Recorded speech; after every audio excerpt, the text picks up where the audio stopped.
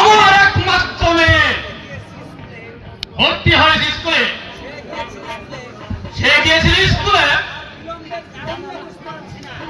আমি তার কোন বিলম্ব কোন বিষয় বুঝতে পারছি না।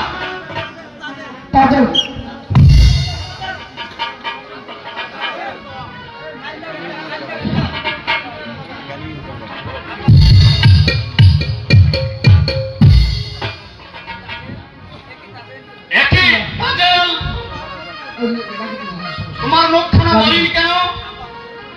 আব্বা হুজুর, আমি আর ওই স্কুলে পড়তে যাব না। কেন তাদের? আবার তোমার কি হলো, তুমি স্কুলে যাবে না? আব্বা হুজুর, কোথা থেকে জানি মালিনীর ছেলে এসে আমাদের ওই স্কুলে ভর্তি হয়েছে।